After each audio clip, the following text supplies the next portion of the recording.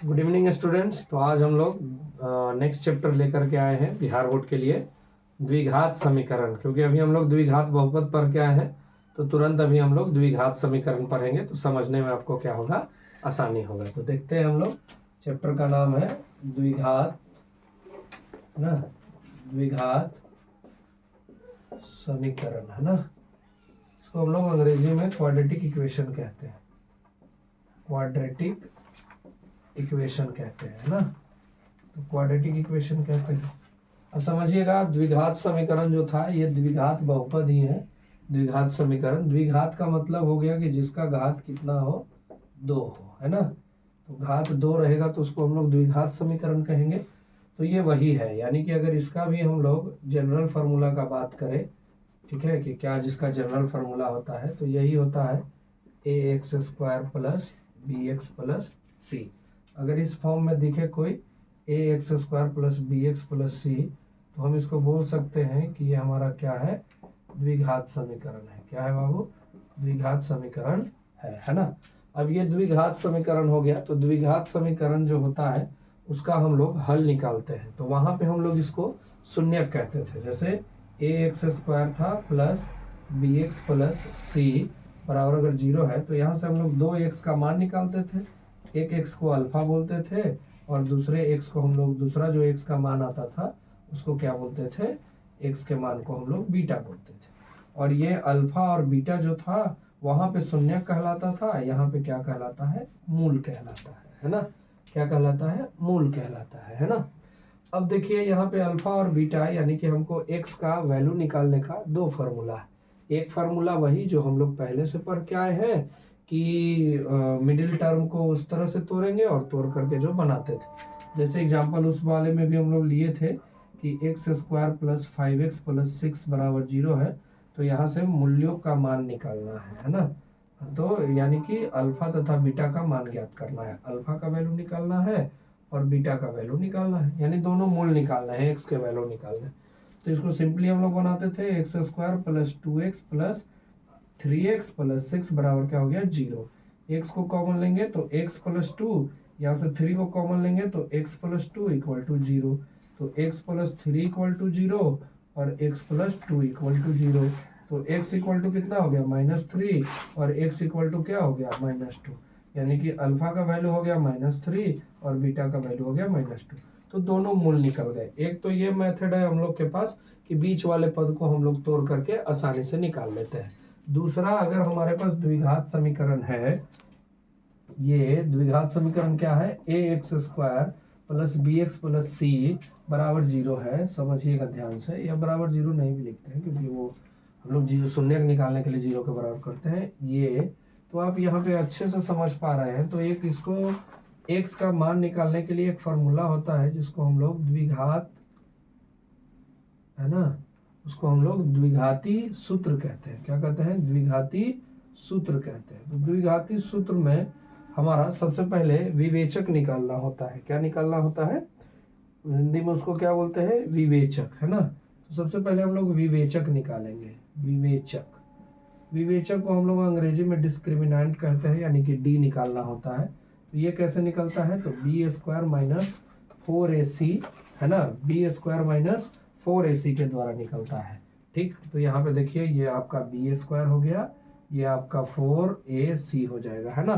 तो इससे हम लोग निकालते हैं। उसके बाद हमको जो मूल निकालना होता है, तो मूलों की संख्या इसमें 2 है, तो x के 2 मान आएंगे। तो दोनों मान के लिए क्या फॉर्मूला होता है, एक होता है -b plus √b² minus 4ac अब बटा क्या होता है, 2a, है ना। अगर हम एक और x का वैल्यू देखें तो क्या हो जाएगा, -b और यहाँ पे माइनस होता है, माइनस √b² माइनस 4ac अब बटा क्या होता है, 2a। तो इस फॉर्मूले के भी मदद से हम लोग क्या कर सकते हैं बाबू, इसका दोनों मूल्यों का मान निकाल सकते हैं। अब दोनों मूल्य कैसे होंगे, है ना, दोनों मूल्य कैसे होंगे इसके बारे में भी आपको मालूम चलेगा। तो कैसे मालूम चलेगा, तो ये d निकाल कर, अगर आप d निकालते हैं, d equal to b² minus 4ac, है ना। ये d का मान अगर d बराबर 0, 3 कंडीशन बनेगा, या तो d का मान निकालिएगा तो 0 आ जाएगा, या तो d का मान निकालिएगा तो 0 से बड़ा आ जाएगा, और या तो d का मान निकालिएगा तो 0 से छोटा हो जाएगा, है ना। तो d का मान अगर 0 आएगा तो दोनों मूल जो आएंगे यानी दोनों x का जो वैल्यू आएगा वो वास्तविक होगा, है ना, वास्तविक और समान होंगे, और क्या होंगे, समान होंगे, यानी कि दोनों आंसर एक ही आएगा, है ना। वास्तविक संख्या होगा और दोनों का दोनों क्या आएगा, एक ही आंसर आएगा। अगर d का वैल्यू 0 से बड़ा है तो दोनों मूल वास्तविक तो होंगे, दोनों मूल क्या होंगे बाबू, मूल वास्तविक होंगे, वास्तविक और असमान होगा, है ना। यानी वास्तविक तो दोनों होगा लेकिन दोनों अलग अलग होगा, ठीक है। जैसे एक का आंसर 3 आ गया तो एक का असमान होगा, है ना। और तीसरा कंडीशन बनता है जो कि d 0 से छोटा हो जाए, यानी कि d का वैल्यू ऋणात्मक हो जाए, नेगेटिव हो जाए, तब जा करके इसका कोई मूल क्या होगा, वास्तविक नहीं होगा, है ना। तो इसका कोई मूल क्या होगा, कोई मूल वास्तविक नहीं होगा, ठीक है। तो इतना बात आपको याद रखना है, वास्तविक नहीं होगा। इतना बात अगर आप याद रखते हैं तो इस मैथ को हम लोग एक एक करके बना लेंगे। अब जहां पे मैथ आपका इस वाले फॉर्मूला से टूट जाएगा सिंपली, वहां पे आप इसका मूल ऐसे ही नॉर्मली निकाल सकते हैं। और जहां पे नहीं टूटे, बहुत सारा ऐसा पिछले चैप्टर में हम लोग बना रहे थे जिसको हम लोग तोड़ नहीं पा रहे थे, तो अगर हम लोग तोड़ नहीं पाएंगे उसको, बीच वाले टर्म को उस तरह से नहीं तोड़ पाएंगे, तब जा करके हम लोग ये द्विघाती सूत्र का प्रयोग करेंगे, जहां पे x बराबर क्या है, -b plus under root B square minus 4ac बटा 2a, और x बराबर ये, और जो भी वहां पे मूलों का योग और मूलों का गुणनफल जो वहां होता था वो भी यहाँ होगा। फिर से हम एक बार उस चीज को क्या कर देते हैं, रिपीट कर देते हैं। लेकिन इन सब बातों को जरूर याद रखिएगा, आपके ऑब्जेक्टिव में ये डायरेक्ट आ जाएंगे, दे देगा कि d का मान 0 के बराबर है तो बताइए कैसा मूल होगा। 4 ऑप्शन रहेगा, दोनों वास्तविक व समान होंगे, दोनों वास्तविक होंगे लेकिन असमान होंगे, या कोई मूल वास्तविक नहीं होगा, इनमें से कोई नहीं, या उपयुक्त में से सभी। इस टाइप से ऑब्जेक्टिव आएंगे, तो आपको ये याद रखना होगा, ये सब चीजों को, कंसेप्ट को आपको समझना होगा और अच्छे से याद रखना होगा, तभी आप इसको आसानी से बना पाएंगे। तो इसको नोट करेंगे पहले, फिर हम लोग पिछले क्लास वाला मूल्यों का योग और मूलों की गुणनफल को हम लोग चेक कर लेते हैं कि क्या होता है, उसके बाद आगे बढ़ेंगे। चलिए इसको हम लोग बनाते हैं। कहता है कि द्विघात सूत्र का प्रयोग करके, है ना। देखिए बोले थे ना, ये तो अब इसको आप लिखोगे, अगर आपका ये द्विघात समीकरण है x square minus 3x plus 1 बराबर 0, अब इसको तोड़ोगे उस वाले फार्मूला से तो ये टूटेगा ही नहीं, है ना। और ये नहीं टूटेगा तो फिर इसका आंसर भी लाना मुश्किल हो जाएगा, मूलों का संख्या। तब हम लोग आप किसका प्रयोग करेंगे, द्विघात सूत्र का। तो सबसे पहले हम लोग ये चेक कर लेते हैं कि ये इसका जो मूल आएगा वो कैसा मूल आएगा, है ना, वास्तविक आएगा कि दोनों इक्वल आएगा कि अलग अलग आएगा। तो सबसे पहले हम लोग डी निकाल लेते हैं। क्या निकालते हैं, डी, यानी विवेचक निकालते हैं। तो विवेचन कितना होता है आपका, बी स्क्वायर माइनस 4ac। अब देखो यहाँ पे a का वैल्यू तो तुम जान रहे हो क्या है, इसके साथ कुछ नहीं है तो 1, b का वैल्यू कितना है -3, और c का वैल्यू कितना है 1। अब यहाँ पे रखो d बराबर आपका बी स्क्वायर बोले तो -3 का स्क्वायर और -4ac, 1 गुने 1। तो d बराबर क्या हो जाएगा, 9 हो जाएगा, क्योंकि -3 का स्क्वायर 9 होता है, और ये माइनस कितना हो गया 4, तो d का वैल्यू 5 आ गया। अब बताओ d का वैल्यू 5 आया तो d का वैल्यू 0 से बड़ा है कि छोटा है जी, d का वैल्यू क्या है, 0 से बड़ा है, यानी जो d का मान है वो 0 से बड़ा है। तो इसके दो वास्तविक मूल होंगे, दो वास्तविक मूल होंगे, है ना। और दोनों कैसे रहेगा, समान कि असमान, असमान रहेगा, दोनों असमान होगा, यानी कि अलग अलग होगा, है ना, दोनों असमान होगा। देखिए कितना आसान है इसको बनाना, असमान होगा।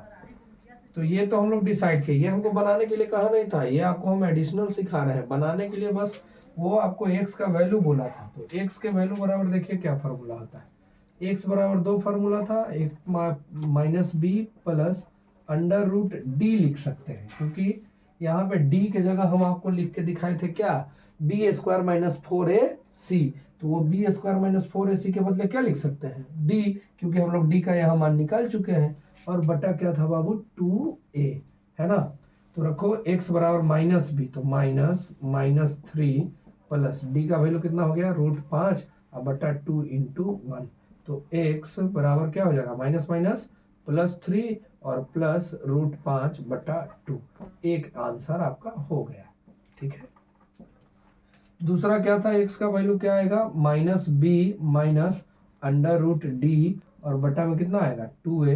तो x बराबर -3 और -3, ठीक है, यहाँ माइनस हो जाएगा और आपका हो जाएगा -√5 बटा 2 × 1, यानी x का वैल्यू हो गया 3 माइनस √5 और बटा में 2। देखिए दोनों मूल आ गए, दोनों वास्तविक हैं और दोनों असमान हैं। यहाँ पे प्लस है, यहाँ पे क्या है, माइनस है। तो ये बात का तो हम यही पता लगा लिए थे। तो आप इतना ही बनाते तो आपको नंबर मिल जाता, लेकिन हम एडिशनल इतना आपको बता दिए कि अगर किसी क्वेश्चन में आपको चेक करने की जरूरत पड़े तो आसानी से चेक कर पाए, ठीक है। जिससे जरूरत हो उससे हमेशा हम लोग को ज़्यादा पढ़ना चाहिए, कि ताकि जब भी जरूरत पड़े तो हम उसको आराम से सॉल्व कर सकें। चलिए देखिए, यहाँ पे एक समीकरण दिया है जिसका विवेचक ज्ञात करना है और आपको मूलों की प्रकृति, जो अभी जस्ट पिछले क्वेश्चन में हमने बताया है, उसका मूलों का प्रकृति ज्ञात करना है। तो सबसे पहले इसको हम लोग लिखेंगे, क्या है हमारे पास इक्वेशन, 2x² + 5x - 3 = क्या है, 0। तो यहाँ से a का वैल्यू हमारा कितना हो गया 2, b का वैल्यू क्या हो गया 5 और c का वैल्यू क्या हो गया -3। तो हमको बोला है विवेचक ज्ञात करने के लिए, यानी कि बोले तो विवेचक का मतलब क्या होता है बाबू, d, है ना। क्या निकालना है, d। तो d का क्या फॉर्मूला था बताइए, b² - 4ac। तो b का वैल्यू कितना है, यहाँ पे b का वैल्यू है 5 का स्क्वायर और माइनस 4ac, यानी कि 2 × -3। तो 5 का स्क्वायर कितना होता है 25 और माइनस 4 दूनी 8 और 8 तिया 24, लेकिन माइनस में आएगा ना, तो ये 25 और प्लस 24 कितना हो गया 49 हो गया। यानी कि जो हमारा d का मान आया है वो 49 आया है। तो d का मान जब हमारा d बराबर कितना आ गया 49, इसका मतलब है कि जो d है हमारा वो 0 से क्या है, बड़ा है। अरे 49 है तो 0 से क्या है, बड़ा है। तो इसका जो मूल होगा क्या होगा, मूल वास्तविक और असमान होगा, है ना, असमान होगा। समान कब होता था, याद है, समान कब रहेगा, मूल समान कब होगा, जब d का वैल्यू किसके बराबर होगा, 0 का, तब वास्तविक और समान होगा। और d का वैल्यू अगर 0 से बड़ा होगा तो वास्तविक तो होगा, लेकिन क्या होगा, असमान होगा, ठीक है। नोट कीजिए इसको, है ना। अब हम लोग आगे बढ़ेंगे नेक्स्ट क्वेश्चन की तरफ। चलिए ध्यान दीजिए, जो हम लोग पढ़े थे उसका यूज यहाँ पे जबरदस्त होगा कि k के किस मान के लिए समीकरण इतना का मूल बराबर होगा। बराबर का मतलब होता है समान, मूल समान होगा। तो बोलो चला, क्या बताए थे, मूल समान होगा में d का मान किसके बराबर होगा, 0 के, है ना, यही था ना। तो सबसे पहले इक्वेशन तो लिख लो। तो कहता है कि kx x - 2 + 6 = 0। इसको मल्टीप्लाई करो तो k × 1 तो kx² और -2kx और +6 = 0। यानी a का वैल्यू कितना आ गया, चला देखो x² के साथ कौन है k, तो k आ गया। b का वैल्यू क्या आ गया -2k, है ना। और c का वैल्यू क्या आ जाएगा, बोलो जल्दी, c का वैल्यू आ गया 6। अब बोला है कि मूल बराबर है, मूल क्या है, मूल बराबर है। तो मूल बराबर है, यानी कि बराबर का मतलब अभी आपको बताया कि ये समान का बात कर रहा है, दोनों मूल समान है। तो d का मान किसके बराबर होता है, 0 के। और d का फॉर्मूला क्या होता है बाबू, b² - 4ac बराबर क्या होगा 0। तो b², तो b का वैल्यू -2k का होल स्क्वायर, -2k का होल स्क्वायर और -4 × a का वैल्यू कितना है k और c का वैल्यू कितना है बाबू 6। c का वैल्यू कितना है 6 बराबर क्या हो जाएगा 0।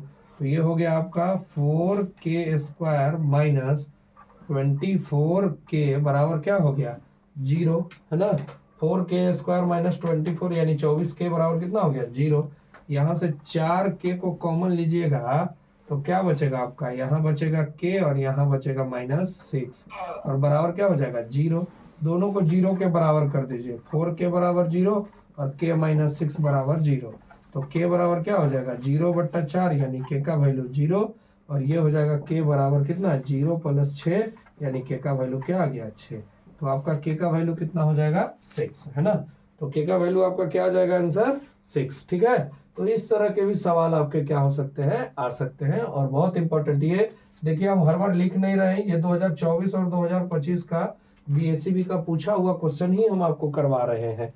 तो आप वो हर बार लिख नहीं रहे हैं, लेकिन समझिए। तो सोचिए कितना आसान चैप्टर आया है, बस 10 मिनट कंसेप्ट पढ़े हैं और आपको सभी प्रकार के क्वेश्चन बन जा रहे हैं। सोचिए अगर अभी से 2 महीना लगातार हमसे पढ़ लेते हैं तो किसी प्रकार का कोई चैप्टर आपसे छूटने वाला नहीं है। अगर आप सो ऑब्जेक्टिव का टेंशन तो एकदम लेना नहीं है, क्योंकि ऑब्जेक्टिव के लिए हम लोग तुरंत जनवरी तक डिजिटल बोर्ड का सेटअप लगा रहे हैं, जिसपे ऑब्जेक्टिव लगातार मैराथन 3-3 घंटा 4-4 घंटा लाइव हम लोग चलेंगे और चैप्टर वाइज क्लियर करते चलेंगे। तो अगर आप बिहार बोर्ड से तैयारी कर रहे हैं, आपको इस बार एग्जाम देना है, तो आप बस हमारे क्लास से जुड़े रहिए, आपको पक्का टॉपर बना करके छोड़ेंगे, ये हमारा वादा है आपसे। बोलिए, चलिए ध्यान दीजिए। ये अच्छा क्वेश्चन है, कहता है कि एक आयताकार खेत की विकर्ण उसकी छोटी भुजा से 60 मीटर अधिक लंबा है। यदि बड़ी भुजा छोटी भुजा से 30 मीटर अधिक हो तो खेत की लंबाई और चौड़ाई ज्ञात करें। तो सबसे पहले यहाँ पे हम आपको ये खेत का क्वेश्चन का डायग्राम बना देते हैं। ये एक आयत है जिसका बोला कि छोटी भुजा मान लेंगे हम कि x है, तो इससे बड़ी भुजा क्या हो जाएगा x + 30 है ना। और इसका जो विकर्ण होगा, विकर्ण वो कितना हो जाएगा x + 60। और यहाँ पे ये 90 डिग्री का कोण बन रहा है, तो ये एक समकोण त्रिभुज बन गया है ना। तो पाइथागोरस के अनुसार अगर हम लोग चलते हैं तो सबसे पहले सॉल्व करेंगे, तो लिखेंगे कि माना कि छोटी भुजा x है, छोटी भुजा x है ना। तो बड़ी भुजा कितना हो जाएगा, तो बड़ी भुजा x + 30 हो जाएगा और विकर्ण कितना हो जाएगा 60 अधिक है तो x + 60। अब हम लोग इस रिलेशन को पढ़ते हैं, तो पढ़े थे हम लोग पहले कि विकर्ण का जो स्क्वायर होता है ना, वो आपके दोनों भुजाएं के स्क्वायर का बराबर होता है। ठीक है, तो छोटी भुजा का जो स्क्वायर होगा उसका, और जो ये बड़ी भुजा होगा उसका स्क्वायर जो होगा उसका, दोनों के जोड़ के बराबर होगा। ठीक है, तो यहाँ पे है x + 60 का होल स्क्वायर हो जाएगा। छोटी भुजा कितना है x का स्क्वायर और प्लस बड़ी भुजा कितना है x + 30 का स्क्वायर। अब हम लोग यहाँ पे a + b के होल स्क्वायर का फॉर्मूला लगाएंगे, तो क्या हो जाएगा a² + 2ab यानी 60 दूनी 120 x प्लस 60 का स्क्वायर कितना होता है जी 3600 है ना, बराबर ये x² हो गया प्लस x² + 30 दूनी 60 x प्लस 30 का स्क्वायर कितना हो जाएगा 900 है ना। तो देखो एक x² से एक x² इसका कट जाएगा, बाकी को इधर ले जाएंगे तो x² ही रहेगा, प्लस में 60x है, इधर से ये जाएगा तो माइनस में 120x हो जाएगा, प्लस में यहाँ 900 है और इधर ये जाएगा तो माइनस में कितना हो जाएगा 3600 है ना। और ये सब किसके बराबर हो जाएगा 0 के। अब इसको अगर सॉल्व करेंगे तो x² हो जाएगा और माइनस यहाँ पे कितना हो जाएगा 60x और 3600 में से 900 गया तो कितना हो जाएगा -2700, बराबर किसके हो जाएगा 0 के है ना। चलिए आगे देखते हैं। अब तो यहाँ से सिर्फ इसको सॉल्व करना है। कितना आया x² - 60x - 2700 बराबर 0। अब बताइए हमको 60 को ऐसे तोड़ना है कि जोड़ने घटाने पे 60 ही रहे और गुना करने पे 2700 हो जाए। तो अगर आप सोच पा रहे हैं तो देखिए इसको हम लोग 90x और 30x के रूप में तोड़ें, तो -90 में से 30 घटेगा तो -60 हो जाएगा और 90 में 30 से गुना करेंगे तो 2700 हो जाएगा। तो -2700 बराबर क्या हो गया 0।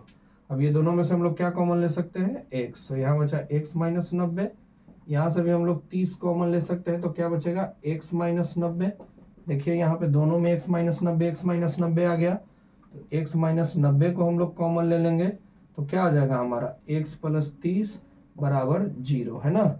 तो x माइनस 90 बराबर 0 और एक आ गया x प्लस 30 बराबर 0। तो एक x का वैल्यू आया -30। कभी लेंथ माइनस में नहीं होता है, क्योंकि कोई भी लेंथ का मेजरमेंट 1 सेंटीमीटर भी रहेगा तो वो प्लस में रहेगा, माइनस में नहीं हो सकता है, ठीक है। और ये x बराबर कितना आ गया 90, यानी कि जो हमारा छोटी भुजा आया वो कितना आया 90 आ गया। तो छोटी भुजा है ना, छोटी भुजा कितना आ गया x था और ये 90 हो गया। और बड़ी भुजा आपसे भी पूछा है, तो बड़ी भुजा कितना था, बड़ी भुजा को हम लोग क्या माने थे x प्लस 30, यानी कि हो जाएगा 90 प्लस 30 बराबर कितना हो जाएगा 120। देखिए तो ये बहुत इंपॉर्टेंट क्वेश्चन 2012 और 2013 दोनों साल लगातार ये आपके बोर्ड के परीक्षा में पूछा था, उसके बाद भी पूछा होगा, लेकिन हम अभी क्वेश्चन बैंक में ये देखें तो ये एक इम्पॉर्टेंट क्वेश्चन है आपको, ठीक है। तो इस पर ध्यान दीजिए। और ये सब बहुत इम्पोर्टेंट क्वेश्चन होता है, क्योंकि वर्ड प्रॉब्लम ज़्यादा बोर्ड टच करता है कि आप मतलब वर्ड प्रॉब्लम में इक्वेशन लिखने में बच्चों को दिक्कत होता है। तो कोई हार्ड नहीं है, एकदम आसानी से जैसे जैसे बोले वैसे वैसे कर दीजिए, आपका सॉल्व हो जाएगा, ठीक है। धन्यवाद।